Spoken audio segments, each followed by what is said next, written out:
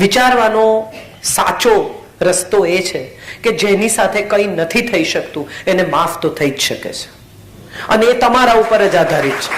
એમાં તમારે બીજા કોઈની જરૂરત જ નથી. ના, હું ડાઈ વાતો નથી કરતી.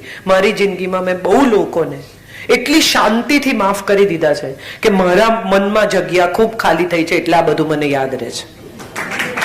મને ઘણા લોકો પૂછે કે તમને આટલું બધું યાદ રહે, તમે કોઈ કાગળિયું નથી રાખતા. એટલે હું કહું મારે કોના કોના પર વેર લેવાનું છે ને એ જગ્યા હું ખાલી કરતી જાઉં છું, એટલે મને ઘણું યાદ રહે છે. આ ગાંઠો કેન્સરની, બધા હમણાં તો કેટલા બધા કેન્સર, તમે કોઈને પણ મળો તો કેન્સરની વાત. આ ગાંઠો પહેલા મનમાં વળે છે, પછી શરીરમાં આવે છે. મનની ગાંઠ ખોલી નાખો તો શરીર સુધી આવશે જ નહીં. અને આ જરાય અઘરું નથી. અમસ્તાએ 5 વર્ષ પહેલા કોઈકે તમારું અપમાન કરેલું, એ વાતમાં તમે શું કરી શકશો? ટેલ મી, વોટ કેન યુ ડુ? તમે એનું અપમાન કરશો તો પણ એ પ્રસંગ ભૂલી શકાશે? તમે એને ગમે તેટલી ખરાબ રીતે ટ્રીટ કરો, ફટકારો લાકડીથી, તો પણ એ પરિસ્થિતિ બદલી શકવાના છો કે જે થઈ ચૂકી છે? તો પછી શું કામ એક નવી પરિસ્થિતિ ઊભી કરો છો? જગતનો કોઈ માણસ એવો નથી કે જેને કડવું બોલ્યા પછી સારું લાગ્યું હોય. જગતની કોઈ વ્યક્તિ એવી નથી કે જેને ઝઘડો કર્યા પછી શાંતિ થઈ હોય. હશ, આજે બહુ ઝઘડો થયો. રજનીશજી બહુ જોક્સ કહેતા મુલ્લા નસરુદ્દીનના. એમાં એક જોક મને બહુ ગમે છે કે ફાતિમા બીબી ને મુલ્લા નસરુદ્દીન સવારથી લડવા માંડ્યા. 10 વાગ્યાના લડે, ઝઘડ. રાતના 10 વાગ્યા. હવે પડોશીને એમ થયું કે શું હોય તો જગાડ, આ બંધ કરાવવું પડશે. એટલે એક ડાયા ભાઈ ગયા, હમણે કહ્યું ને સમાધાન, એવું સમાધાનના વિચારથી ગયા. એટલે એમણે અંદર જઈને કહ્યું કે ભાઈ ઝઘડો શેમાંથી થયો? સામાન્ય રીતે આ સવાલ બહુ નોર્મલ છે કે આપણે મૂળ તરફ જવાનો પ્રયત્ન કરીએ તો કે ઝઘડો શેમાંથી થયો? એટલે ફાતિમા બીબીએ મગજ ગુમાવ્યું કે સવારે 10 વાગ્યાથી ચાલે છે, અત્યાર સુધી કોઈને યાદ હોય? શેમાંથી થયું એ ખબર નથી, પણ ખેંચવું છે. તમે ફ્રીજ પાસે શું લેવા ગયા એ તમને યાદ નથી, પણ તમને કોઈ પૂછે કે 5-7 વર્ષ પહેલા તમારી નણંદના લગ્ન વખતે તમારી સાથે શું થયેલું? બધું ઝીણું. પછી મેં આમ કહ્યું, પછી એમણે આમ કહ્યું. જમાઈને પૂછે કે તમારે સાસરે જયારે પેલી સાડુભાઈને વધારે મહત્વ મળેલું, એ બધું ખબર. બિઝનેસમાં કોઈક ચેક આવ્યો ને મુકાઈ ગયો આડે હાથે, એ થાય. હું આજકાલ ભૂલવા માંડ્યો છું આવું કે, પણ જે ભૂલવાનું છે એ નથી ભૂલતા. જગ્યા કરો, ખાલી કરો. જે નથી વાપરતા એ તમામ વસ્તુઓનો નિકાલ કરી નાખો. ગયા પછી બાળકો બધું ખોલીને જુએ અને દે ધનાધન જેને આપવું એને આપવા માંડે, એને બદલે તમારા હાથે તમે જેને આપવા માંગો છો એને આપીને જાઓ. હું ઘણી વાર કહું છું કે આ બધી સાડીઓ જે મેં ભેગી કરી છે, મારા દીકરાને હું એટલી બધી વાર કહું છું કે તું જો અચાનક મને કઈ થઈ જાય, શ્રીદેવી ગુજરી ગઈ ત્યારે મેં કહ્યું, મેં કીધું જતી રહું ને તો 21,000 રૂપિયામાં ઓપ્શન કરજે કે આ બધી એમણે પહેરેલી સાડીઓ છે, અને પછી એ બધા પૈસા ઓર્ફનેજમાં આપી દેજે.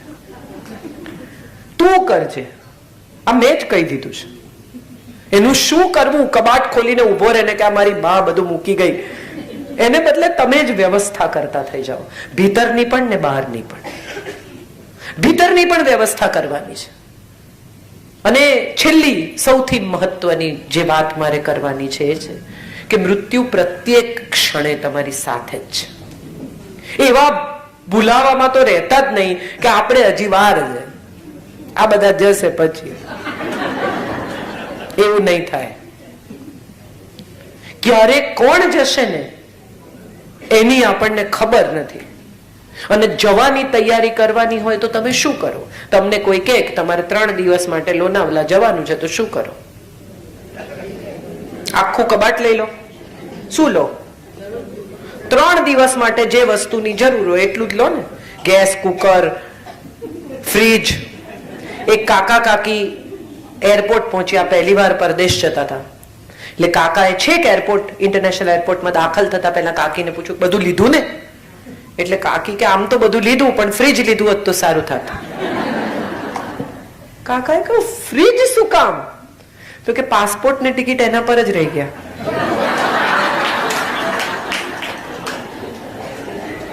બધાએ આવા જ છીએ. પાસપોર્ટની ટિકિટ જ લેવાના હતા, એમાં ફ્રીજ લેવાની કઈ જરૂર નથી. જવાની તૈયારી એ છે કે જે જરૂરનું છે ને એ ભેગું કરવા માંડો, અને જે નકામું છે ને એને સેટલ કરવા માંડો. ત્યારે સમજાશે કે ખરેખર જરૂરી તો કેટલું ઓછું છે. 3 દિવસના કપડા તો આટલી જ બેગમાં આવી જાય છે, વોર્ડરોબની જરૂરત જ નથી. હું સાચે જ આવું જીવું છું, અને માટે કદાચ મારા અવાજમાં તમને એ પ્રામાણિકતાનો રણકો સંભળાય છે. બહુ બધા લોકો બોલે છે. તમને કેમ એવું લાગે છે કે તમારું મારી સાથે કનેક્ટ થાય છે? કારણ કે તમને જે કહું છું ને એ હું પહેલા કરવાનો પ્રયત્ન કરું છું. હું જોઉં છું કેટલું અઘરું પડે છે. તજનું પાણી પીઓ સવારે નરણા કોઠે, આવું તમને કોક કહે ને તો એને કેવું 2 દિવસ તમે પી જુઓ, પછી હું ટ્રાય કરીશ. હમણાં એક કોકે મને આઈડિયા આપ્યો છે કે મેથીની ચા પીઓ એમ. એટલે 2-3 દાડા તો મેં પીધી દિવેલ નાખીને, પછી મને એમ થયું કે આ તો ભારે જ પડે છે. એટલે મેં એમને ફોન કર્યો, મેં કીધું તમે પીધી છે આ? તો મને કે ના ના મેં તો વાંચ્યું છે. તો મને કેમ તમે ચાકડે ચડાવો છો? તમે કર્યું છે આ? તમે કર્યું નથી, તમે એમ જ કહો છો. મજાની વાત એ છે કે આપણે બધા છે ને ફોરવર્ડના માણસો છીએ. તમને કોઈ પેટી ભરીને થેલી ભરીને કચરો આપી જાય તો તમે શું કરો? સવારે તમે બારણું ખોલો અને કોઈક થેલી કચરાની તમને આપી જાય તો તમે શું કરો? ટેલ મી.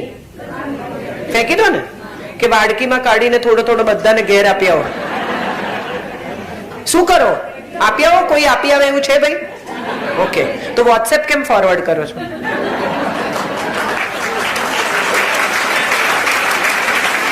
સવારના પોરમાં તમારે ત્યાં કોક કચરો ઠાલવી જાય એટલે તમે દિવસભર શું કરો? એ કચરાને થોડો થોડો બધાને મોકલો. ઇમેજિન. અને એમાં કેવું જીવન આવું હોવું જોઈએ ને, સંબંધો આવા હોવા જોઈએ ને, ફ્રેન્ડશિપ આ છે ને, દોસ્ત इसको कहते हैं ને, જીવન સાથી इसको कहते हैं. ભાઈ ઘેર જીવન સાથી સાંજે 5 વાગે 5:30 શું બનાવવું એવું પૂછવા ફોન કરે છે ને, ત્યારે વડચકા ન ભરવા, એ સારી રીતે વર્તવાનું પહેલી શરત છે. ફોરવર્ડ ના કરશો. અને હવે તો ઘણા પતિ પત્ની એ ફોરવર્ડ ને એકબીજાની સામે વાપરવા માંડ્યા છે કે કઈ કહેવું હોય તો એમને એમ ન કે ફોરવર્ડ કરે કે આ વાંચી લેજો. મજાની વાત એ છે કે આપણે બધા જ ખરેખર એકબીજા સાથે રહેવા માંગીએ છીએ.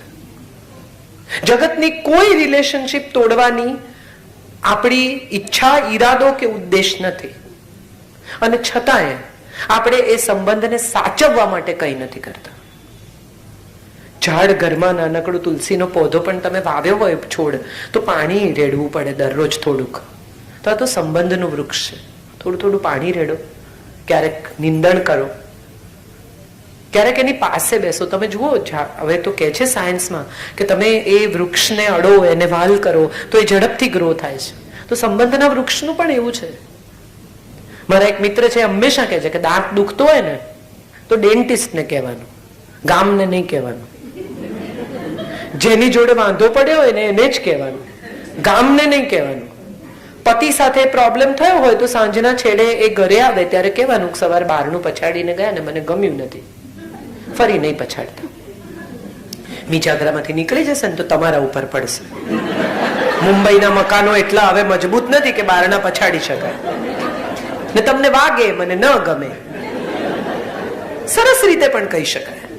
જમવા બેસે, કેટલા બધા હસબન્ડ મેં જોયા છે, શાકમાં મીઠું જ નથી, રોજ નાખે છે ને. એક દિવસ રહી ગયું. ઈશ્વરદાન ના દીકરા આજે મારી સાથે હતા. બહુ મજાની વાત છે. ઈશ્વરદાનભાઈ નો દીકરો હતો આજે મારી સાથે એરપોર્ટ પર. અમે વાત કરતા હતા. ઈશ્વરદાનભાઈ હરિરસ લખતા હતા. એમના પત્નીએ એક દિવસ રસોઈમાં મીઠું ભૂલી ગયા. ઈશ્વરદાનભાઈએ ખાઈ લીધું.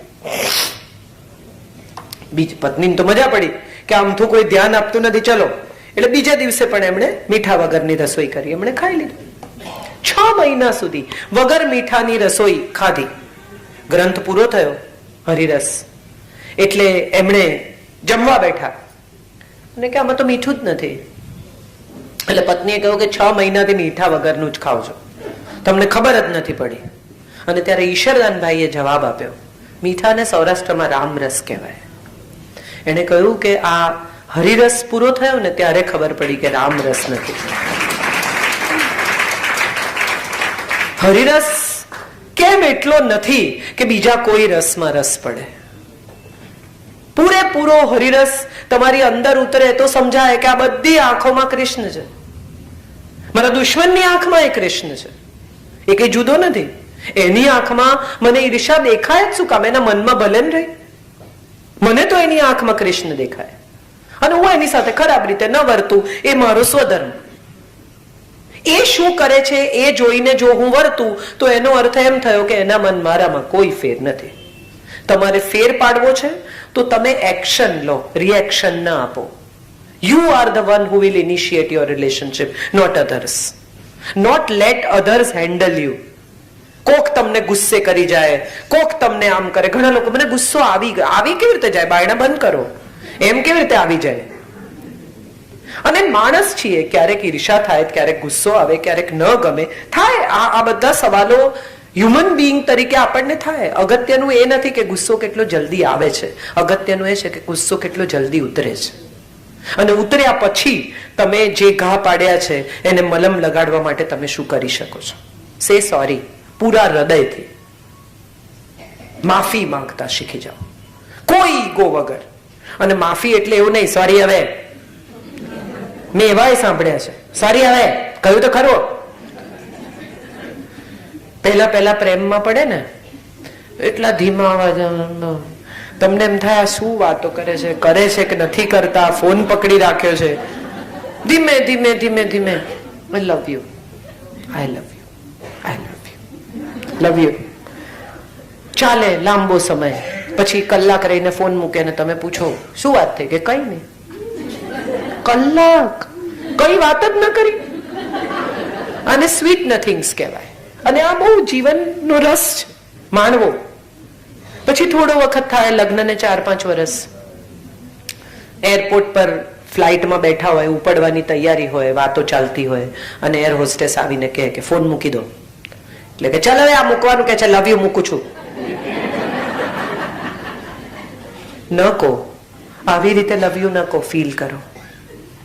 તમે પ્રેમ કરો છો તો પ્રેમને અભિવ્યક્ત કરો. નાની નાની વસ્તુઓમાં પ્રેમ છે. આ ફૂલ શું કામ આપે છે મને? સન્માનમાં શું એમાં ફૂલ આપવાથી થઈ જાય? સ્નેહની અભિવ્યક્તિ છે. અને એને એટલા જ સ્નેહથી સ્વીકારો.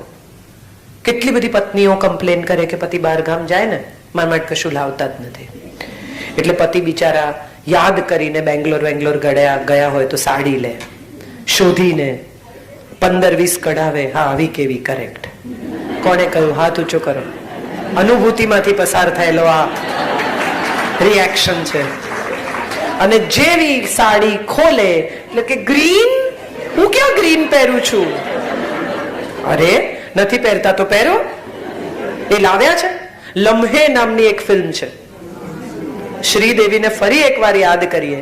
એમાં એને કહે છે કે વીરેન ये रंग नहीं पहनेगा, वीरेन को ये रंग पसंद नहीं है.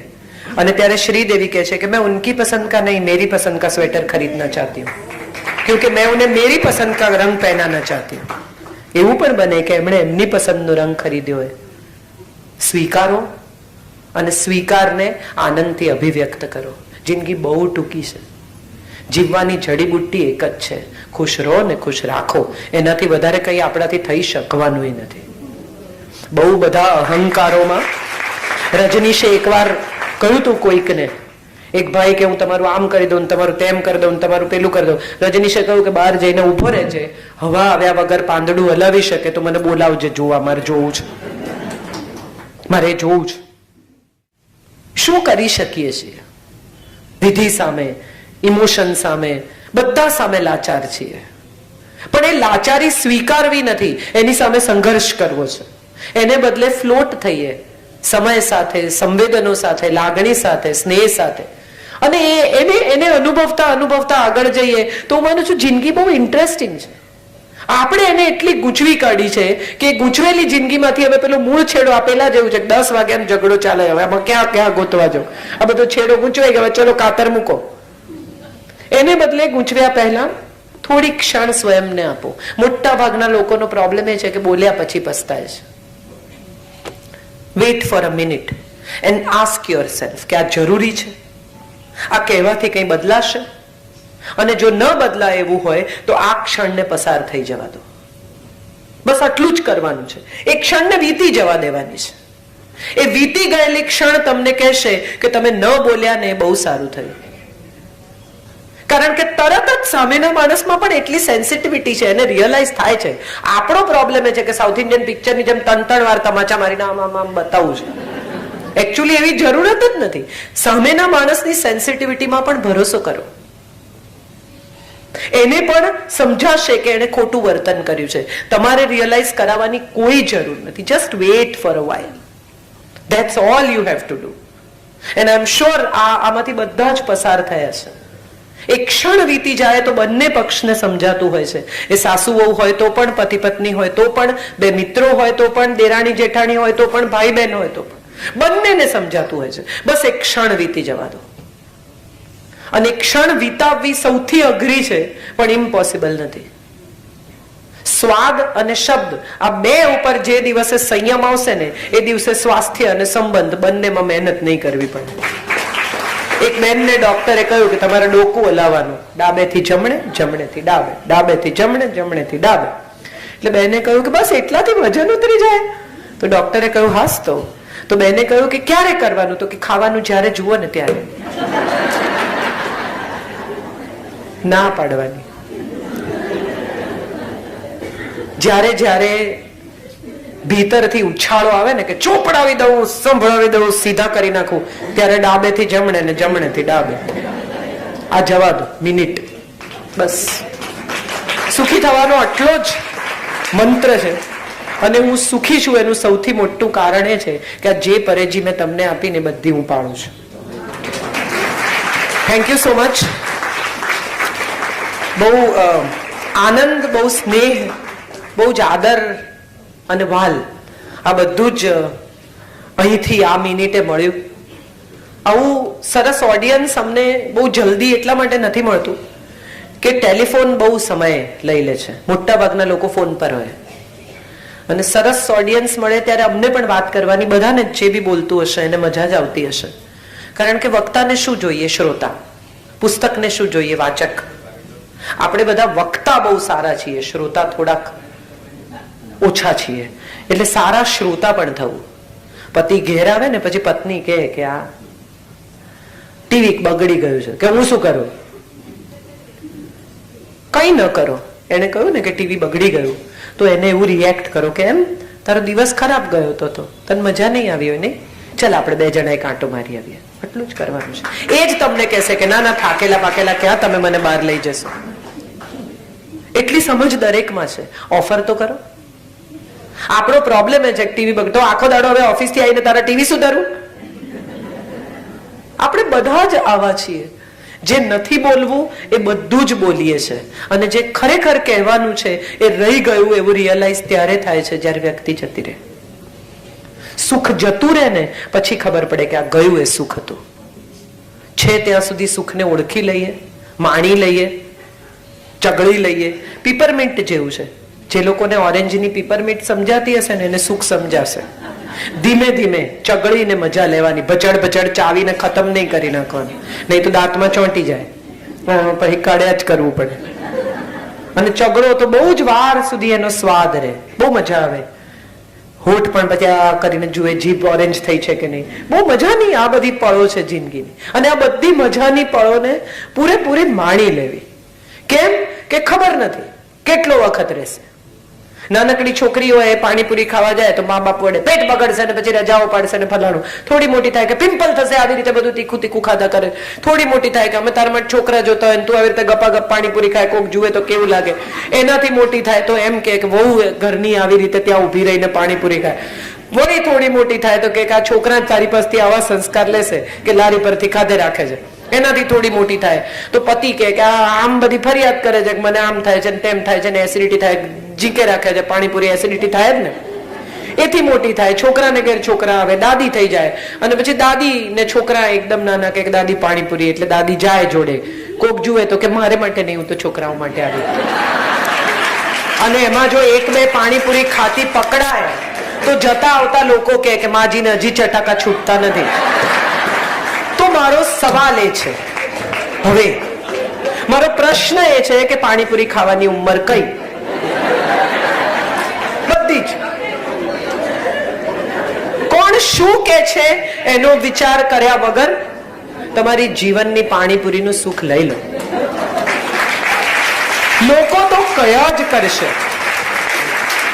આ દેશનો સૌથી મોટો પ્રોબ્લેમ જ એ છે કે અભિપ્રાય આપવામાં આપણે સોલિડ લિબરલ છીએ. સરકારે આમ કરવું જોઈએ. અરે સરકાર જેટલું કરે છે એટલું ઓછું છે. તમે કરો ને.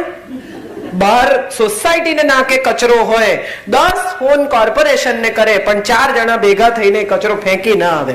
કેમ? તો કે એમની ફરજ છે. પણ તમારી શું ફરજ છે? ટેક્સ ટાઈમસર ભરો છો? આ આપણા બધાનો પ્રશ્ન છે. અને માટે હું માનું છું કે બીજાને એની ફરજ યાદ કરાવવાને બદલે આપણી ફરજો યાદ કરીશું તો બધાને પોતપોતાની ફરજ આપોઆપ યાદ થઈ જશે. Let's not live by the rules of the book. Let's make our own rules and live our own life. Thank you so much. આપ સૌને મારા પ્રણામ. બહુ જ આભારી છું. ફરી એકવાર બહુ જ આભારી છું તમારા સૌને. ના please don't do that. I'm not. એક નાનકડું સજેશન છે સર, જે મને લાગે છે કે મારે કરવું જોઈએ અને હું બધે જ કરું છું. ફૂલને બદલે પુસ્તક આપવાની એક નાનકડી પ્રથા બદલો તો સારું. પુસ્તક જીવનભર મારી સાથે રહેશે. અને એક સિક્કો કે સહી એમાં જો હોય તમારી કે આ તારીખે આ જગ્યાએ આ પુસ્તક આપ્યું, તો મારી ગુજરી ગયા પછી પણ મારી લાઇબ્રેરીમાં એ પુસ્તક મળશે. ફૂલ સામાન્ય રીતે, હવે દાખલા તરીકે હું અહીંથી જ ભૂજ જવાની હોઉં તો હું ફૂલ ન લઈ જઈ શકું, પણ પુસ્તક અચૂક મારી સાથે જાય ને હું તો ઠૂંસીને બેગમાંથી 4 જોડી કપડાં કાઢીને પણ પુસ્તક લઈ જાઉં એમાંની છું. એટલે હું એવું માનું છું કે હવે પછી આ એક નાનકડી પ્રથા બદલો તો કાયમ માટે મહેકે એવી ભેટ તમે આપી શકો. પૈસા એટલા જ, બજેટ નહીં બદલવાનું, પણ આવું થઈ શકે તો સારું એવું મને લાગે છે. આપણે બધા ઔપચારિકતામાં બહુ બિલીવ કરીએ છીએ. અને શેને માટે? કૃષ્ણાયન માટે. જી, તો પૂછો. તો હવે આપણે ક્વેશ્ચન આન્સર નાનકડું સેશન કરીએ. તો વધારે હવે હું બોલું ને તમે સાંભળો એ તો પૂરું થયું. હાજી પ્લીઝ.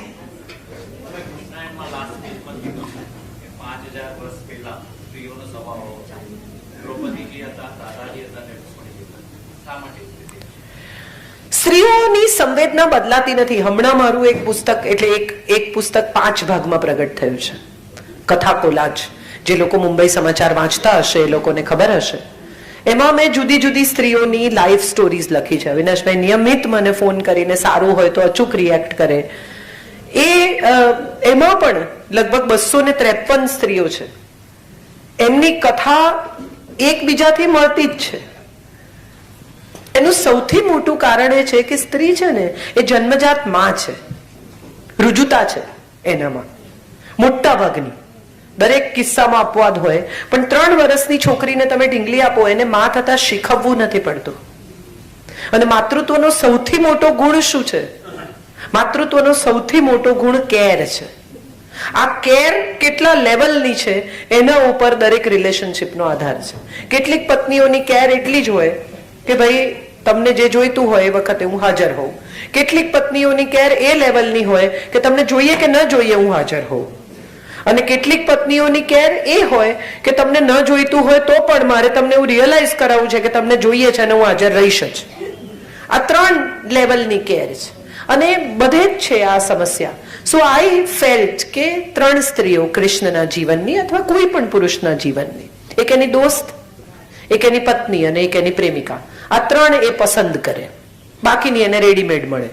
માં તમે પસંદ નથી કરી શકતા, તમને કોઈ ચોઈસ નથી આપતું કે આ તમારી મમ્મી જોઈએ છે કે પેલી જોઈએ છે કે પેલી જોઈએ છે. માસી, ફોઈ, કાકી પણ તમે પસંદ નથી કરતા, ભાભી પણ તમે પસંદ નથી કરતા. આ 3 રિલેશનશીપ એવી છે કે જે તમે ચૂઝ કરો છો as a man, a friend, a wife and a beloved. Can be different, can be the same, આ જે 3 રિલેશનશિપ માણસ પસંદ કરે છે એ ત્રણેય અંતે તો સ્ત્રી જ છે. એ મુદ્દો બોઇલ ડાઉન થાય છે કે એક સ્ત્રી સહજ અસલામતી છે, સ્ત્રી સહજ ઈર્ષા છે, સ્ત્રી સહજ કેર છે, સ્ત્રી સહજ પોઝેશન છે. આ ત્રણેય સ્ત્રીઓનું. અને કૃષ્ણ વિશે છે. એને પૂછે છે દ્રૌપદીને કે તું પ્રેમ કરે છે કૃષ્ણને, અને ત્યારે દ્રૌપદી જવાબ આપે છે કે એ સમયની કઈ સ્ત્રી આર્યાવર્તની એવી છે જે એને ન ચાહતી હોય. રેખાને પૂછેલું સિમી ગ્રેવાલે રેન્ડેવુમાં છે ઇન્ટરવ્યુ કે do you love Amitabh Bachchan, અને ત્યારે એને કહેલું કે હુ ઇઝ ઇટ ડઝન્ટ લવ હિમ. આ એના યુગનો પુરુષ છે, એવો પુરુષ કે જેને બધી જ સ્ત્રીઓ ચાહે છે. એટલે આ 3 જણા એવા છે જેને કૃષ્ણ પણ ચાહે છે. અમિતાભને બધા ઓળખે, પણ અમિતાભ તમને ઓળખે તો તમારું મહત્વ છે. સો આ 3 સ્ત્રીઓ એવી છે કે જેને ઇન રિટર્ન કૃષ્ણ પણ ચાહે છે, અને એની સાથેની રિલેશનશિપની કથા એટલે Krishnayan. That's what I have tried to portray. પણ મને હંમેશાથી એવું લાગ્યું છે કે સ્ત્રીના ઉછેરને કારણે એનો સ્વભાવ એવો છે. એને બહુ અસલામત કરી નાખવામાં આવે છે, એને એવું શીખવવામાં આવે છે કે તું સુંદર હોઈશ ને ત્યાં સુધી તારો વર પ્રેમ કરશે, વજન ઉતાર, પછી પુરુષો બહાર જતા થઈ જાય. અરે શરીર માટે બહાર જાય છે તો આજ જતો હોય તો કાલ જાય, વહેલો જાય. એને જો મારા ગુણોની કદર ન હોય તો એને જે કરવું હોય તે કરે. યુ રિયલી થિંક કે જે માણસ તમને નથી ચાહતો એને બાંધી રાખવામાં તમને કોઈ રસ છે? મારો એક બહુ જ અંગત મિત્ર છે, એક્ટર છે, એ હંમેશા કહે કે હું કોઈક સ્ત્રી સાથે સૂતો હોઉં અને મારી પત્ની વિશે વિચારવું એ અગત્યનું છે કે મારી પત્નીની બાજુમાં સૂતો હોઉં અને કોઈક સ્ત્રી વિશે વિચારવું એ અગત્યનું છે. આ તમારે નક્કી કરવાનું છે તમને કયા પ્રકારના પ્રેમની અપેક્ષા છે. જ્યાં હોય ત્યાં તમે એના મનમાં હો, એ કે તમે એના મનમાં ક્યાંય પણ હોય ન જ હો, વિચાર આવે તો કાઢી નાખે. એક માણસ એક બારમાં બેઠો હતો અને દારૂ પીતો હતો. 1 પેગ 2 પેગ, દરેક પેગ પછી એક ફોટો કાઢે ને જુએ, પાછો મૂકે, પાછો પેગ મંગાવે. તો બારમેનને થયું કે આ શું, એટલે એને જઈને કહ્યું કે આ શું તમારે કોઈ ગોડ છે, તમે શું માફી માંગો છો? તો કે ના, અમારી વાઈફનો ફોટો છે, હું ખોલીને જોઉં છું, જ્યારે મને લાગશે કે બહુ જ સુંદર છે અને હું એને બહુ ચાહું છું ત્યારે હું ઘેર જતો રહીશ, કારણ કે પછી એનાથી વધારે દારૂ નહીં પીવાય. એટલે આ જોક આમ જુઓ તો બહુ આપણા બધાની જિંદગીઓ માટે સાચો છે. સ્ત્રી એટલી બધી માલિક થઈ જાય, એટલી બધી ક્લોઝ એન્કાઉન્ટરમાં આવી જાય કે તમને છટકવા સિવાયનો બીજો કોઈ વિચાર જ ના આવે. તમે આમ જુઓ તો તમને રેખાઓ ન દેખાય, તમારે આમ જ જોવી પડે. સો સ્પેસ ની જરૂરિયાત દરેકને છે, કૃષ્ણને પણ હશે જ એના સમયમાં.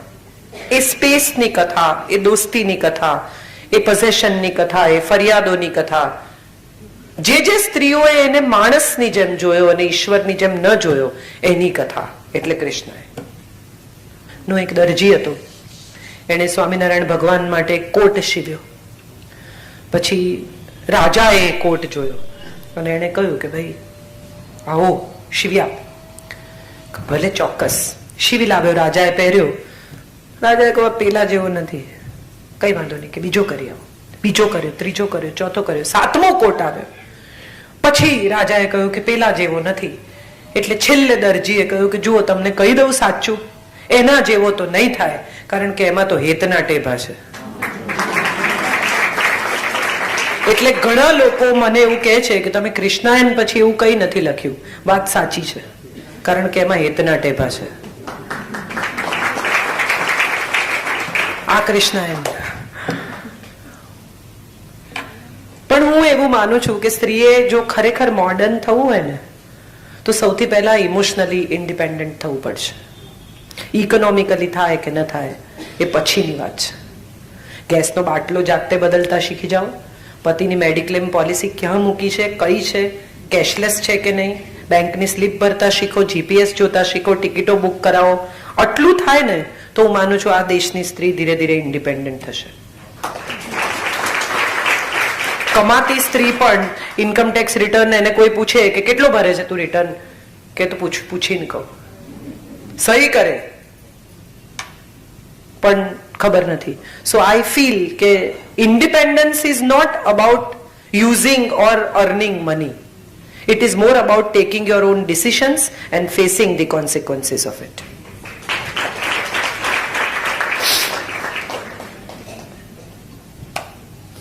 કંઈ પણ પૂછી શકો છો મને, મારા અંગત જીવન વિશે પણ પૂછી શકો.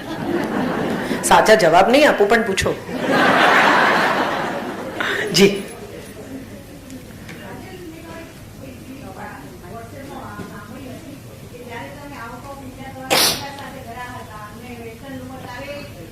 વેસ્ટર્ન લુક નહીં, સ્વિમસૂટ. તમે સૌજન્ય શા માટે બતાવો છો? એટલે એમાં એવું થયેલું કે અમે ઈસ્ટ આફ્રિકા હતા અને એક બહુ જ સરસ પ્રોપર્ટી છે માધવાણીઝની, એબરડેર કરીને. ત્યાં અમે હતા અને બહુ બ્યુટીફુલ સ્વિમિંગ પુલ ને ત્યાં બીજું કોઈ હતું નહીં. હું, મારો દીકરો, મારા કાકા ને મારા કાકી, એ સિવાય કોઈ આખા પુલ પર. It was like a private pool. So I wore swimsuit. Then my son clicked a few pictures. અને મેં એને અપલોડ કર્યા. એટલી સુંદર જગ્યા, વાતાવરણ એટલું સરસ, મજા એટલી બધી, એટલે મેં એને અપલોડ કર્યા. એટલી મજાના પિક્ચર મારા દીકરા સાથેના, આમ મસ્તી કરતા ને એવા. એટલે ગુજરાતી સાહિત્ય અચમચી ગયું અને બધાએ મને મેસેજ લખ્યા કે આવા, એમ કે ગુજરાતી સાહિત્ય લેખક આવા ફોટા અપલોડ કરે ને આ શું છે ને ફલાણું. એટલે મેં એક નાની પોસ્ટ એમાં જવાબમાં લખી, આટલા બધા 400-500 લોકોના જે હૃદય દુભાયા એના જવાબમાં, કે પહેલી વાત અગત્યની એ છે કે તમને એક દીકરા સાથે મજા કરતી માં ન દેખાય, તમને સ્વિમસૂટ દેખાય. એક જરમાઈ હતા, એ જરમાઈએ કમ્પ્લેન કરી પોલીસ સ્ટેશનમાં જઈને કે સામે પેલો જે જોની રહે છે ને એના ઘરમાં નાગો ફરે છે. એટલે પોલીસે કહ્યું કે તમને દેખાય છે તમારા ઘરમાંથી? તો કે હા, હું ખુરશી ઉપર ટેબલ મૂકીને વેન્ટિલેટર માંથી જોઉં તો ચોખ્ખું દેખાય છે. એટલે આ બધા ખુરશી પર ટેબલ મૂકીને વેન્ટિલેટર માંથી સ્વિમસૂટ જુએ છે. એ પહેલી વાત છે. બીજી મહત્વની વાત જે મેં લખી, મેં એવું કહ્યું કે ગુજરાતી સ્ત્રી 50 વર્ષે સ્વિમસૂટ પહેરી શકે એવું એનું શરીર છે સાહેબ, વખાણ કરતા શીખો. આ બીજી મહત્વની વાત. અને ત્રીજી સૌથી મહત્વની વાત કે સ્વિમિંગ પુલ પર હું સ્વિમસૂટ ન પહેરું તો શું સાડી પહેરું એવી ગુજરાતી સાહિત્યની અપેક્ષા છે? અને એથી આ બધાની બહાર નીકળીને વિચારો તો આપણને સમજાય કે આપણે બધા એવા છીએ કે શોર્ટ્સ પહેરેલી સ્ત્રી સંસ્કૃત બોલે ને આપણને મંજૂર નથી. સાડી પહેરેલી શરાબ પીએ તો ચાલે. પહેરે સાડી સર, પછી ભલે કોકના ખભે પડે ને એનો પાલવ પડી એનો વાંધો નહીં, એનો કોઈ વાત, પણ સાડી પહેરે છે. એટલે આ આપણા દંભના સંસ્કારો છે જેમાંથી પણ હું માનું છું આપણે મુક્ત થવાનું છે. સંસ્કાર હું એવું માનું છું કે એ છે કે શોર્ટ્સ પહેરતી પુત્રવધુ સસરાને બેડ પેન આપી શકે પ્રેમથી, બાપની જેમ. પછી એ શું પહેરે છે ને એ જોવાનું છોડી દો. આપણે બધા, મેં કહ્યું ને, આ બધા બાહ્ય દેખાવ ઉપરથી માણસોના જજમેન્ટ લેતા થઈ ગયા છે. જે મેં લખેલું એટલે પોસ્ટ પછીથી બહુ લોકોએ મારા સપોર્ટમાં આવીને, પણ પહેલા તો બધાને થયું અરે રે, ગુજરાતી લિટરેચર આખું સ્વિમસૂટ પહેરીને બજારમાં નીકળી પડ્યું છે, આવું હોય? ઠીક છે, મેં બધું ઘણું બદલવાનો પ્રયત્ન કર્યો છે. એમાં એક વધારાનું છે. જી.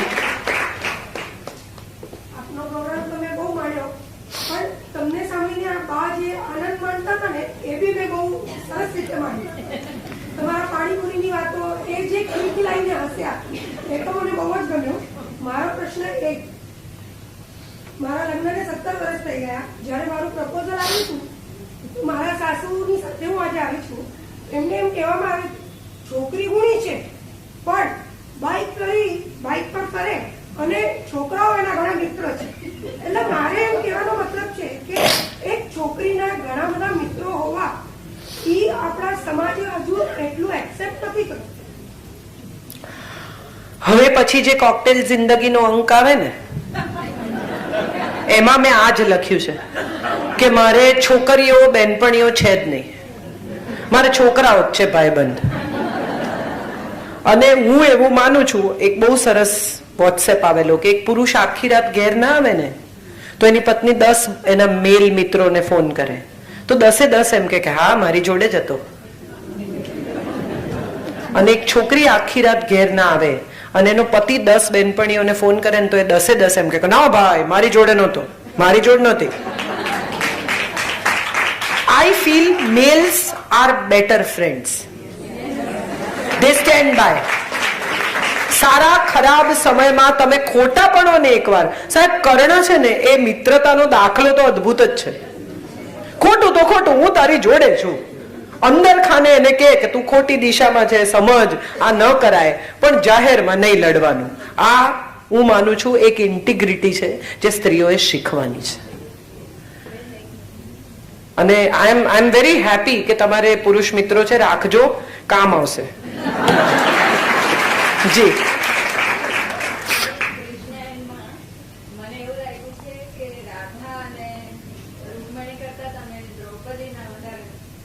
વખાણ કર્યા છે. હું દ્રૌપદી થી ઇમ્પ્રેસ છું એમ? હા, તે છું જ. હું બહુ જ ઇમ્પ્રેસ છું. અને મને જો આ ત્રણ માંથી જ એક પાત્ર પસંદ કરવાનું કે તો હું દ્રૌપદીનું જ પાત્ર પસંદ કરું. સાહેબ, એક સાથે 5 પુરુષોને એક સરખી ઈમાનદારીથી પ્રેમ કરવો અને સાચવવા, એક વર નથી સચવાતો. કેટલી બધી પત્નીઓ કે હું ઘેર નહીં જાઉં ને ત્યાં સુધી પીરસીને જમશે જ નહીં, હું તો કંટાળી ગઈ છું. એક દિવસ તમે ઘેર જાઓ ને જાતે પીરસીને જમી લીધું એને ખાવાનું કાઢીને ફ્રીજમાં મૂકી દીધું એને ટેબલ સાફ, હા તમે જમી લીધું તો શું જોઈએ છે? જમે જોઈએ છે કે ન જમે જોઈએ છે? ચોઈસ કરો. I believe very strongly that friendship is an everlasting relationship between any two people. માટે જ કદાચ સપ્તપદીનું 7મું વચન એમ કે છે કે સપ્તમે સખા ભવ, મિત્ર થઈ જાઓ. હવે બસ પતિ પત્નીનો સંબંધ પૂરો થયો, દોસ્ત થઈ જાઓ. જો દોસ્તી હશે ને તો બહુ લાંબી ટકશે, પણ મેરેજ, કંટ્રોલ, પોઝેશન આ બધું આવશે તો ગુજવાશે. મિત્રતામાં બંને જણા ઇક્વલ છે. અને આપણે એક બહુ મોટી વાત જે મિસ કરી ગયા છીએ એ છે મહાભારતની. એમાં બહુ સરસ એક શ્લોક છે કે સ્ત્રી અને પુરુષ ભિન્ન છે, અસમાન નથી. આપણે એને અસમાન કરી નાખ્યા છે. They are different but equal. આ ઇક્વાલિટીનો સૌથી મોટો દાખલો શું? તમે બધા નાના હતા ત્યારે વાર્તા સાંભળતા, એક હતી ચકી ને એક હતો ચકો. ચકી લાવી, ચકો લાવ્યો, એનો અર્થ એમ થયો કે બંને ઇક્વલ કોન્ટ્રીબ્યુશન ખીચડીમાં કરતા હતા. એમ નથી કહ્યું કે ચકો ગયો ચોખ્ખો લાવ્યો, ચકો ગયો મગ લાવ્યો, ચકી બેસીને એકતા કપૂર જોતી હતી. આવું નથી કહ્યું. That means two people contributing equal in anything and everything. Not just economy of the house, but in every decision of the house, every problem of the home, or everything. તમે જે કંઈ બની રહ્યું છે એમાં ઇક્વલ કોન્ટ્રીબ્યુશન છે જ તમારું. સો એ ઇક્વલ કોન્ટ્રીબ્યુશનને રિસ્પેક્ટ થવું જોઈએ. અને હું એવું માનું છું કે દ્રૌપદી એ કૃષ્ણની ઇક્વિવેલન્ટ છે, એના પર ડિપેન્ડન્ટ નથી. એક જલતત્વ છે. તમે જો એને એનાલાઇઝ કરીને વિચારો તો તમને સમજાય કે ઘનશ્યામ કહેવાય છે, ભૂરો રંગ છે, જલતત્વ છે. અને બીજી અગ્નિ તત્વ છે, આગમાંથી જન્મી છે. સ્ત્રી સામાન્યતઃ અગ્નિ તત્વ છે, કારણ કે એના અગ્નિમાંથી આવનારા ભવિષ્યનો જન્મ થાય છે. આગ તમે એકમાંથી બીજી, બીજામાંથી ત્રીજી કરી શકો. પાણી એકમાંથી બીજું, બીજામાંથી ત્રીજું ન થાય. એક દીવામાંથી બીજો, બીજામાંથી ત્રીજો થાય. આ જે ગરબો છે એ ગર્ભનું પ્રતીક છે, અને એની અંદરનો દીવો છે જીવનું પ્રતીક છે. 9 દિવસ રાખવામાં આવે, એ 9 મહિના છે. આ તો પછી ક્યારેક એ વિશે આપણે દુર્ગા ભાગવત વિશે જ્યારે વાત કરીશું. પણ માટે મને એવું લાગે છે કે દ્રૌપદી સુખમાં, દુઃખમાં, સમસ્યામાં, પ્રશ્નમાં એની સાથે સાથે છે. હે ગોવિંદ, હે ગોપાલ કહીને હાથ ઊંચા કરવા સભાની વચ્ચે એ સ્ત્રી તત્વ નથી, એ પુરુષ તત્વ છે. To face it, not to sit there and cry about it, but to fight about it and to ask question. કે પહેલા પોતાની જાતને હાર્યા, મને હાર્યા ભાઈ, પહેલા લીગલ ક્વેશ્ચનનો જવાબ આપો, પછી કપડા ખેંચો. So I feel that there is the fire in the woman which is very important part of a woman. આપણા બધાની આગ ઠંડી પડી ગઈ છે. મને દુષ્યંત કુમાર બહુ એ રીતે ગમે છે કે તેરે સીને મેં હો યા મેરે સીને મેં હો, આગ જલની ચાહીએ.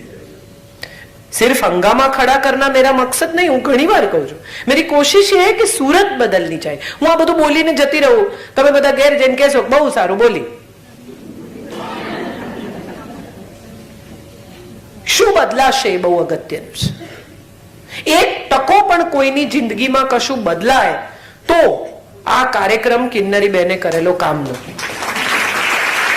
બાકી સમાજનો સરસ કાર્યક્રમ થયો અને કિન્નરી બેને ઘણી મહેનત કરી અને બહુ સરસ બીજા કાર્યક્રમો કરજો હો બેન, આવું કહીને બધા ઘેર જતા રહેશે. સારો સ્નેક હશે તો ખાશે. ગુજરાતીઓને ખાવું એ જીવનનો ધ્યેય છે. એટલે એવું પણ બને બહારગામ જાય કંટાળે, કે અમે બહુ કંટાળ્યા ભાઈ સાહેબ, હવે થોડા દિવસ બહારગામ જવું છે. બહારગામ થી આવે તમે પૂછો કેવું રહ્યું, કે ભાઈ સાહેબ થાકી ગયા. તો ગયા શું કામ, થાકેલા જ હતા. So probably what I have felt is this, કે સ્ત્રીઓ માટે આ દ્રૌપદી એક બહુ મોટો દાખલો છે. That's what I like and I like her for what she is. G excellent. તમારા માટે કૃષ્ણની જિંદગીનો કયો સંબંધ મહત્વનો હતો? એક પત્ની સાથેનો, એક મિત્ર સાથેનો, કે એક પ્રેમિકા સાથેનો? એની જાત સાથેનો. જે સંબંધ કૃષ્ણએ સ્વયં સાથે બાંધ્યો ને એ સંબંધ સૌથી અગત્યનો. તમને ખબર હોય કે તમે મરી જવાના છો, 36 વર્ષ પછી પશુના મોતે મર, આવું તમને કોઈ કહે, તમે અવતાર છો, તમને ખબર છે કે આ એક સેકન્ડમાં તમે એમ છે કે ચાલ ચાલ ચાલ હવે આવા દે, આવું તમે કહી શકો એમ છો, તેમ છતાં હાથ જોડીને એમ કહેવું ને કે તથાસ્તુ, એ સંબંધ સૌથી અગત્યનો. To know one's own self, to analyze one's own behavior, to love one's own self, and to also keep changing what you think is not right within. તમે ભાગવતમાં જુઓ તો ચમત્કારો છે, બાળ લીલા છે. મહાભારતમાં ક્યાંય એને ચમત્કાર નથી કર્યો. બાળક કરે ચમત્કાર, તમે નાનું છોકરું આમ અમુક ગાંડપણ કરે તો કે કેવું કરે છે, પણ પછી એ જ વસ્તુ 16-17 વર્ષનો છોકરો કરે તો કે નાનો છે, સારો લાગે છે આવું કરે છે. તો આ વાત લેખકે બહુ સરસ રીતે સમજી છે. નાનું બાળક કરે ને એ કૌતુક હોય, યુવાન માણસ કરે એને કૌતુક ન કહેવાય. એને કૌતુક નથી કર્યું. મહાભારતમાં જ્યાં દાખલ થાય છે ત્યાં દ્રૌપદી સ્વયંવર છે, પહેલી એન્ટ્રી જ ત્યાંથી થાય છે પોલિટિકલ સ્કોલર તરીકે. સો આઈ પર્સનલી ફીલ કે એને સમયની મજા કરી છે. વસ્ત્ર ક્યારે પૂરવા અને ક્યારે હરવા એ વિશેની ક્લેરિટી છે. બાળપણમાં ગોપીઓના વસ્ત્ર હરે તો સારો લાગે, તોફાન કરતો, પણ પછી 25 થી 35 વર્ષનો માણસ વસ્ત્ર હરે તો વિલન કહેવાય. સો પોતાની જાત સાથેના સંબંધ વિશે હું વધુ દ્રઢતાથી એને ચાહું છું કે આટલું સ્વયં સાથે કોણ રહી, કલાકો ચૂપ રહી શકે અને કલાકો બોલી શકે, એટલી એક જ ક્વોલિટી તમારામાં હોય તો તમે સૌથી ઉત્તમ છો. સતત બોલવું નહીં, સતત ચૂપ રહેવું નહીં, ક્યારે બોલવું ને ક્યારે ચૂપ રહેવું, એનું બેલેન્સ સીસોની જેમ તમને ખબર હોય. હું જે મારી બાજુમાં પ્લેનમાં બેસે એને કહેવા માંડું કે આજે હું આમ બોલવાની છું, એ ચાલુ પ્લેને ઉતરી જાય. અહીં આવીને બોલું તો જ સારી લાગુ. હું આવતી હતી સુમાણીભાઈ સાથે, હું રસ્તામાં જ એમને વિલે પાર્લે થી ચાલુ કરી દઉં, અડધે રસ્તે જ મને કે બેન તમે ઉબર કરી લો, ગાડી બંધ થઈ ગઈ છે. So you must know what to do when and when not to do. આ કૃષ્ણને આવડે છે અને ત્યારે જ આવડે જ્યારે તમે સ્વયં સાથે સંવાદ કરી શકો. Keep talking to yourself, keep upgrading yourself, keep analyzing yourself, keep changing yourself, keep growing within. માટે મને બહુ ગમે છે. જી સર.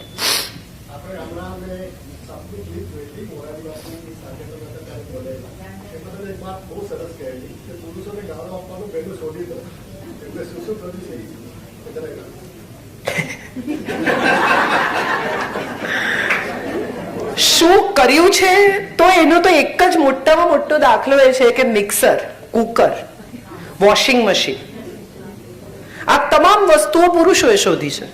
સ્ત્રીનું કામ સરળ કરવાનું કામ પુરુષોએ કર્યું. અને તમે બહુ શાંતિથી વિચારો તો તમને સમજાય. એકચ્યુઅલી મેં કહ્યું ને, આ અસમાન નથી, આ ભિન્ન છે. બંને જુદા છે. અસમાન તો આપણે કર્યા. અને ગાળો શું, કોને ગાળો દેવાની? આખો હોય ને સાહેબ ત્યાં સુધી ચણો કહેવાય, છૂટા પડી જાય એટલે દાળિયા થઈ જાય.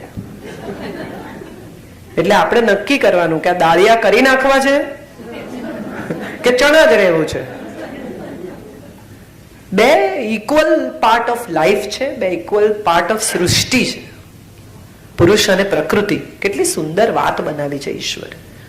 હું એવું માનું છું કે આ વાતને સમજીને પોતાની સાથે, પોતાની આસપાસની દુનિયાને સમજીને ચાહવાનો પ્રયત્ન કરવો જોઈએ. આપણે એ નથી કરી શકતા. આપણને કોન્સ્ટન્ટલી એવું લાગે છે કે અત્યાચાર થાય છે. એકચ્યુઅલી કઈ સ્ત્રી પર અત્યાચાર થાય છે એ મારે જાણવું છે. આવી નાની સાવ ગામડાની જે દીકરીની મેં વાત કરી જામનગરની, એવું કંઈ હોય તો હું સમજી શકું. બાકી આપણામાંથી કોના પર કેટલો અત્યાચાર થયો? તમને એમ કે સાસુ માંદા છે ને આજે હવે તું પિક્ચર જોવા ન જાતો, એને અત્યાચાર ન કહેવાય, આપણે સમજવાનું છે. જી બેન. હા હા, you of course. Hi ma'am, I really follow you since last 3 years now and I've seen, મેં જોયું છે કે તમે હંમેશા રિલેશનશિપ પર વધારે પ્રેશર આપો છો, irrespective of husband wife no, સાસુનો, daughter in law નો, યા પછી તો કોઈનો પણ. So what is your take on LGBT community? I am asking you this question because I have seen one of my friends who committed suicide because of this. So I am very keen. What community is it? LGBT, same sex marriages. And I want you to pressure us because તમે ગુજરાતીને represent કરી રહ્યા છો અને જેણે suicide કર્યું હતું એ ગુજરાતી છોકરી હતી અને એના મોમડેડ એને સમજી નહીં શક્યા એટલા માટે શી કમિટેડ સુસાઇડ. સી, મેં એક નવલકથા લખી છે ચિત્રલેખામાં જેનું નામ છે પૂર્ણ અપૂર્ણ. જે સમયમાં અને જે મેગેઝિનમાં આ નવલકથા સ્વીકારવામાં આવી ને, એ હું માનું છું કે મારી એડવોકસી છે to have this transsexual or what relationship you want to talk about. બીજી મહત્વની વાત એ છે કે બે વ્યક્તિઓ સ્વતંત્ર રીતે જીવવા માટે મુક્ત છે. આ એને એનું બંધારણ આપે છે, આ એને એનો ધર્મ આપે છે. Same sex marriage or not marriage, પણ તમારે કોની સાથે રહેવું છે એ નક્કી કરવાનો અધિકાર તમને બંધારણે પણ આપ્યો છે અને તમને તમારા ધર્મએ પણ આપ્યો છે. આ તો એવું નક્કી કરવામાં આવ્યું કોઈ એક સમયે કે માણસ જાત જીવતી રહે માટે સ્ત્રી પુરુષે સાથે રહેવું, લગ્ન કરવો. અચ્છા, એ પછી એવો કાયદો આવ્યો કે એક સ્ત્રી એક પુરુષ. એક જમાનો હતો જ્યારે એક રાજા અનેક રાણીઓ પરણતા હતા. સપ્તપદીના 7 વચનમાં ક્યાંય એમ નથી કહ્યું કે હું બીજી સ્ત્રી તરફ નહીં જોઉં, કે સ્ત્રીએ એવું નથી કહેવાનું કે હું બીજા કોઈ પુરુષનો વિચાર કે કલ્પના નહીં કરું. મજાની વાત એ છે કે આપણે ભલે એમ કહીએ કે મને શાહરૂખ પર સોલિડ ક્રશ છે, એનો વાંધો નહીં, પણ જો એ એમ કે દીપિકાના પગ તો જો યાર, બસ હવે આ જ જોવાનું, તમારા જેવડી નથી, છોકરી જેવડી છે. એને વખાણ કર્યા. સાચે એક સુંદર ચીજ છે, એના વખાણ કરો. મેર્લિન મોનરોનો ફોટો કોઈ ક્યાંય કોઈ કોલેજમાં નહીં લગાડે, આઇન્સ્ટાઈન નો લગાડે. કેમ? તો કે બુદ્ધિનું મહત્વ છે. એને પણ ઈશ્વરે જ બનાવ્યો અને મેર્લિનને પણ ઈશ્વરે જ બનાવી. બંને સુંદર ચીજો છે, વખાણ કરો, સ્વીકારો પ્રકૃતિને. આ પ્રકૃતિની સુંદરતા છે. પ્રકૃતિમાં કેટલી બધી વસ્તુઓ એવી છે કે જે અસમાન છે, જે અસ્વીકાર્ય જેવી છે, અને છતાંય પ્રકૃતિ એને સ્વીકારે છે. હું અંગત રીતે એવું માનું છું કે વ્યક્તિ તરીકે કોણે કેવી રીતે જીવવું એમાં કમેન્ટ કરવાનો અધિકાર મને પણ નથી અને વિશ્વમાં કોઈને પણ નથી. પણ એક બહુ જ મહત્વની શરત છે અહીંયા, અને શરત એ છે કે તમે જે કરો છો ને એના પરિણામ ભોગવવાની તૈયારી સાથે કરવાની. આપણો પ્રોબ્લેમ એ છે કે આપણે પરિણામ નથી ભોગવવા. બીજા લોકો આને સ્વીકારે એવો આગ્રહ છે. સ્વીકારે કે ના સ્વીકારે, તમને કરવું છે ને તમે કરો. તમને બોયકોટ કરે છે, મા બાપ નથી બોલતા તમારી સાથે, ના બોલે, તો એ પાછી એમની ચોઈસ છે. હું શું કરું એ હું નક્કી કરું અને તમે શું કરો એ પણ હું નક્કી કરું. આવું નહીં બને, આવું નહીં બને. સમાજમાં કોઈ તમારી સાથે ન બોલે તેમ છતાં તમારે જો સેમ સેક્સ મેરેજ કરવા હોય તો કરવાના, પણ તમે એવો આગ્રહ રાખો કે એને સમાજ સ્વીકાર, એને સમાજ નથી સ્વીકારતો માટે હું સ્યુસાઇડ કરું છું, તો એનો અર્થ એમ થયો કે તમને તમારા નિર્ણયમાં વિશ્વાસ નથી. Stick to what you have decide. દ્રૌપદીએ 5 પતિ સાથે રહેવાનું સ્વીકાર્યું. કર્ણએ વેશ્યા કહી તો પણ એને ઘેર જઈને એમ નથી કહ્યું બધા ગમે તેમ બોલે છે ભાઈ, હવે આમાંથી એક જ જણ જોડે રહીશ. She stood by for what she did, for what she chose to be. Rajesh Khanna એક બહુ સુંદર વાક્ય કહેલું એના ઇન્ટરવ્યુ. મેં પૂછેલું કે આટલી સ્ત્રીઓ, આટલી જિંદગી, અમે જમતા હતા ને હું એમને મહા આગ્રહ કરતી હતી કે હાલો આ ગ્રીન ફ્રેશ ટેમરેન્ડ છે, હળદર છે, બહુ સરસ, આમ તેમ. એટલે એણે મને હસીને કહ્યું કે આઈ હેડ 3 women in my life and 2 of them were Gujarati. આપણે ભૂલી ગયા, આપણે એને આગ્રહ કરીએ કે એને લીલી હળદરની ખબર નહીં હોય એમ. ગુજરાતી 2 સ્ત્રીઓ સાથેના સંબંધમાં લીલી હળદર ખબર ન હોય એવું શક્ય જ નથી. ત્યારે મેં એમને પૂછેલું કે આટલી બધી સ્ત્રીઓની અવર જવર, આટલા બધા સંબંધો, આટલો ચકચાર, તમને કોઈ દિવસ એવું નથી થયું કે આ ભૂલ જ થઈ ગઈ? અને ત્યારે એમણે કહેલું કે no, I made my choices and I chose without regrets. આ બહુ મહત્વનું વાક્ય છે. હું મારી પસંદગી કરું છું અને અફસોસ વગરની પસંદગી કરું છું. And we all have freedom of choice. But once you make a choice, you don't have that freedom. આ નર્ક જેવું છે, બંધ થશે પછી કઈ નહીં થાય. યા પ્લીઝ. જ્યારે આપણે આજે ઇક્વાલિટીની વાત કરીએ છીએ કે ડિફરન્સીસ એન્ડ ઇક્વાલિટી, હંમેશા એટલે આજકાલ હમણાં કે સેવ ગર્લ ચાઇલ્ડ, બેટી બચાવો બેટી પઢાઓ, સ્ત્રીઓને બહુ મહત્વ આપવામાં આવે છે, બહુ જ પ્રોત્સાહન આપવામાં આવે છે, સારું લાગે છે. No doubt behind every successful man there is a woman, right? But મારો થોડોક વિચાર એમાં ડિફરન્સ છે કે આપણે કેમ પુરુષોને એકદમ જ અવોઇડ કરી દઈએ છીએ. કેમ કે ના ના, એવું નથી. કે behind every successful woman there is a man. કોઈ પણ સાયુજ્યનું પરિણામ સુંદર જ હોય. સી, આમાં છે ને આપણે બધા મોબ સાયકોલોજીનો શિકાર છીએ. બધું ટોળું, બધા આમ જાય છે એટલે એમ જવાનું. લોકો પ્લાઝો પહેરે એટલે આપણે પ્લાઝો પહેરવાના ને લેગિંગ્સ કાઢ નાખવાના. પ્લાઝો ગયા ને પેન્ટ્સ આવ્યા એટલે પ્લાઝોના ઢગલા કરી દેવાના અને પેન્ટ્સ ખરીદવાના. શું ચાલે છે એ પ્રમાણે ચલાવવાનું. કોઈ જુદી કેડી કંડારતું નથી. અને સત્ય તો એ છે કે તમે બધા અહીંયા બેસીને મને સાંભળો છો કારણ કે મેં કેડી કંડારવાનો પ્રયત્ન કર્યો છે.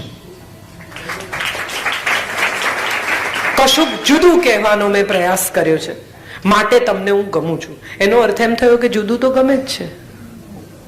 તો તમે કેમ ઊભા નથી થતા અને નક્કી કરતા કે મને તો લેગિંગ્સ જ ગમે છે, હું તો નહીં પહેરું પ્લાઝો, મને તો આમ જ ગમે છે. હું છેલ્લા કેટલા વર્ષોથી હું એક જ પ્રકારના સલવાર કમીઝ પહેરું છું, લાંબા અને નીચે ટાઈટ ચૂડીદાર, અથવા જે હવે થોડા એરપોર્ટ ઉપર palazzo is a very comfortable travelling costume. So that's what I have changed.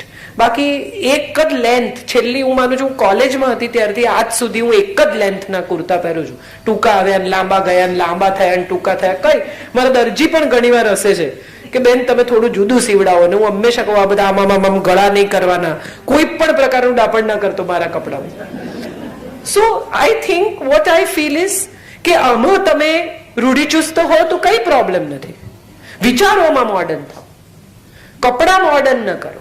આપણો પ્રોબ્લેમ એ છે કે આપણે મોડર્નમાં મોડર્ન કપડા, બેકલેસ ને ગાઉન ને, પણ એ ગાઉન પહેર્યા પછી ભીતર શું છે?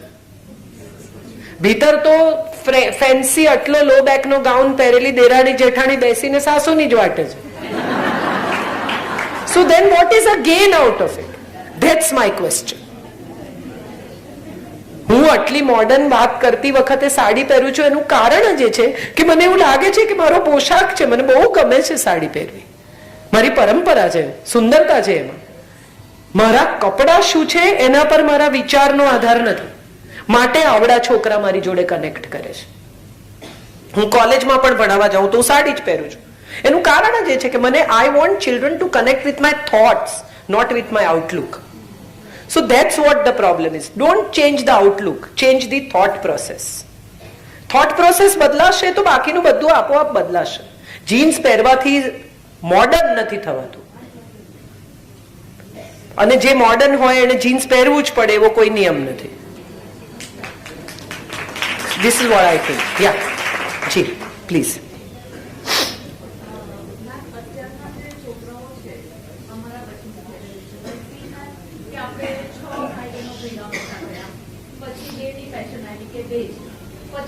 થયો કે હવે પોસાતા નથી ખર્ચા, પણ હવેનું જનરેશન એમ કહે છે કે double income and no gift. Correct. એના વિશે એનો જે અસર સમાજ પર શું પડશે એના પર તમે તમારા વ્યૂ કરો. હું નથી માનતી કોઈ અસર પડે. એને નથી બાળકો જોઈતા તો નથી જોઈતા, એ એની ચોઈસ છે. જવાબદારી લેવાની તૈયારી ન હોય, માતા પિતા બનવાની માનસિક તૈયારી ન હોય, એને બાળકોને જન્મ ન આપવો જોઈએ.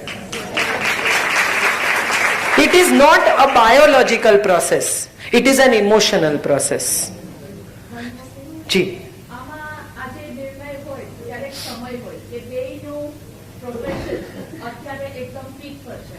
So nobody is ready to become a mother or father at this moment.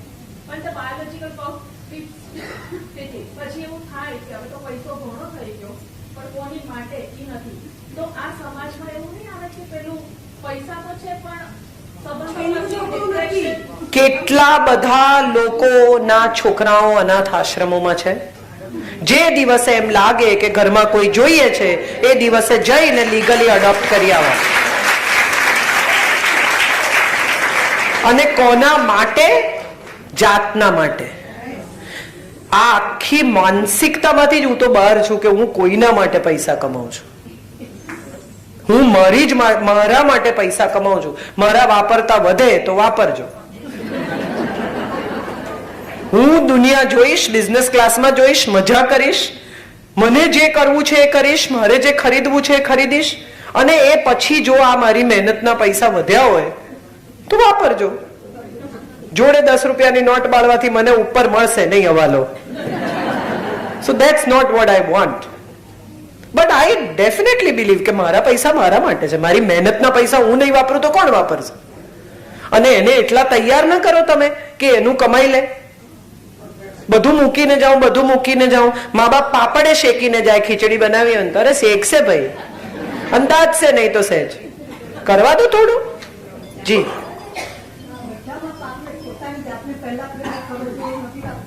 એ જ તો મેં કીધું.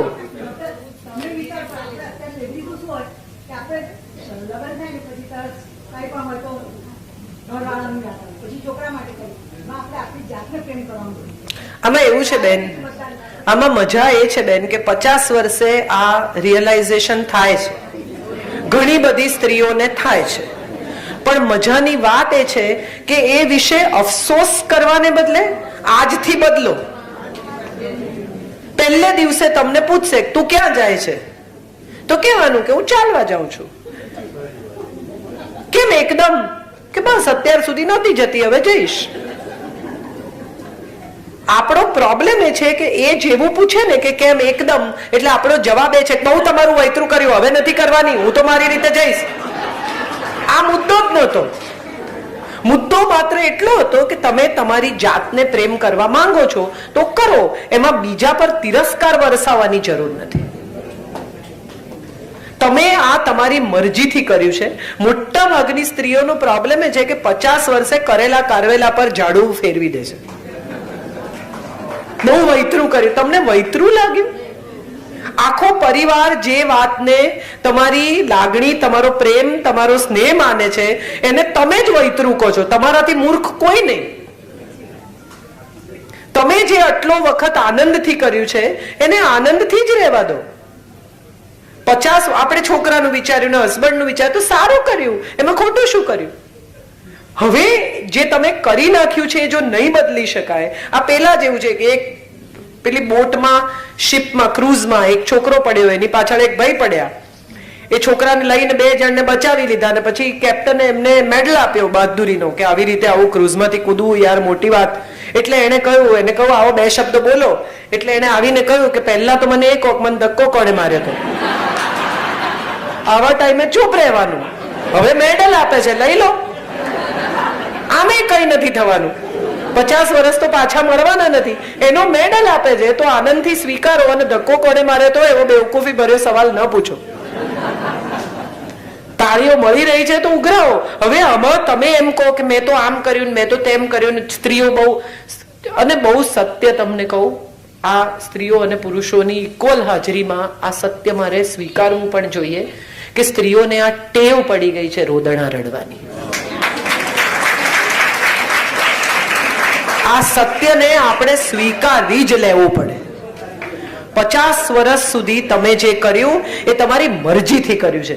કોઈ પતિ એવું કહેતો નથી કે કાલથી જો તું રોટલી શાક ઘરમાં નહીં બનાવે તો કાઢી મૂકીશ. આવું મોટા ભાગના પતિઓ નથી કહેતા. ના, ગુજરાતીઓ કહેતા હશે એમાં, પણ તમે એ વખતે બહુ જ ત્યાગ, સમર્પણ, બલિદાન, તમારા પ્રેમના ઉછાળાની અંદર બધું કર્યું અને કર્યા પછી આ ચોઝ વિધાઉટ રિગ્રેટ્સ ની વાત છે. પછી શેનો રિગ્રેટ? 2 સંતાનો મજાના ઉછેર્યા, પતિનો પ્રેમ પામ્યા, આનંદ કર્યો, મજા કરવાની. મારા સાસુ ઘણી વાર હું એમને કહું કે એવું નથી થતું મમ્મી કે આખો વખત ઘરમાં રહ્યા? તો કે ના રે ના, હું ઘરમાં હતી તો આ બધા સચવાયા. મને એટલું આમ ઘણી વાર હું એમના વિશે વિચારું તો એમ થાય કે કેટલા આનંદથી કે છે. So I think it's wonderful thing, and what you have done should be pride for you and not kind of regret for you. એનું ગૌરવ કરો, એનો અફસોસ શું કામ કરો છો? હવે શું કરવું છે એનો વિચાર કરો અને તમારા જીવનનો પ્રવાહ બદલો. That's it. જી મેમ, મને પાણી આપશો પ્લીઝ. ગુજરાતીઓમાં જનરલી આપણે જોઈએ છે કે બિઝનેસમાં બી ઇન્વોલ્વ ન થતા હસબન્ડ કે જોબ એજ્યુકેશન અત્યાર સુધી ઓછું હતું, તો પણ એ લોકોને સારામાં સારી ચાદરો બિલ્ડિંગ, સમાજમાં સ્થાન, બહુ સરસ રીતે રહેવું, મોટા ઘરો ને બધી સગવડો ને લોકો એની અગેન્સ્ટમાં એક આપણે ધર્મને જે જોઈએ કે આપણે ઓબ્લિગેશન